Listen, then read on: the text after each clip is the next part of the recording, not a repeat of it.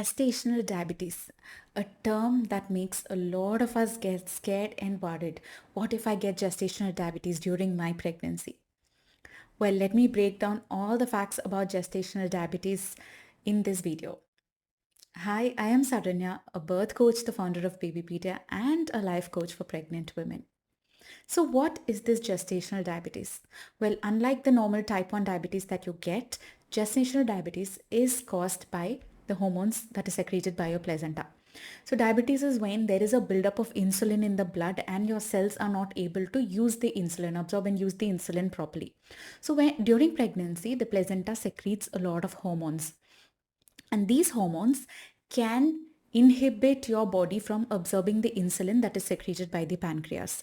So to contradict this or to manage this, your pancreas will start to produce more insulin, but sometimes even that may not be enough. So there is a lot of insulin left in your blood instead of being absorbed by your cells.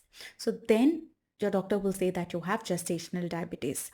And as your pregnancy progresses and your placenta grows, there is a chance that your insulin resistance levels keep increasing more and more. So this generally starts happening around the 20th to the 24th week of pregnancy. So that is when most doctors will recommend that you get tested for gestational diabetes. So how do they do that? By giving you the glucose tolerance test, where you will be asked to swallow or to drink a sugary syrup and then measure your blood, give your blood and measure for the amount of insulin that is there. Now, what are some signs that you may have gestational diabetes? You're feeling more thirsty, you're urinating more often, you could have a little bit of itching on your skin, you feel like eating more, you're not gaining more weight even though you've been eating more, you have blurry vision, a little bit of nausea, vomiting. All these are signs of gestational diabetes.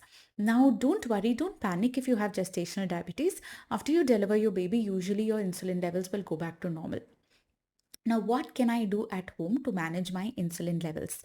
So, what you can do is ensure that you are eating more proteins and good fat in your diet when compared to simple carbohydrates. Even the carbohydrates that you get, try to make it complex carbohydrates. So, what are complex carbohydrates? Eat your grains with the husk as whole grains. Get whole wheat, powder it, and use that powder, that atta to make your chapatis, your rotis, whatever.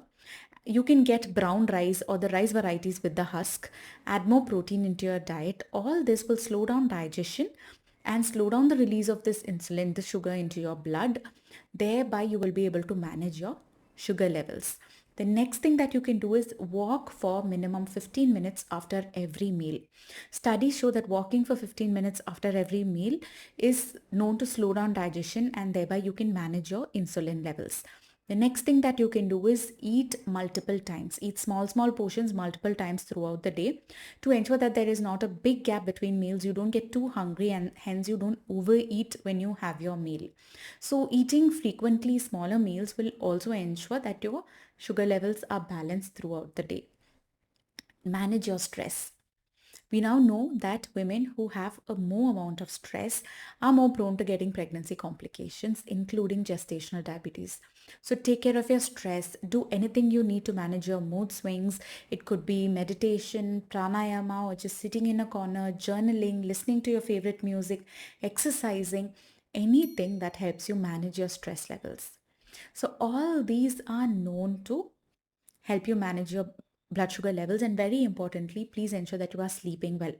Get a minimum of 6 hours of sleep every day during pregnancy. This will also help you manage your blood sugar levels.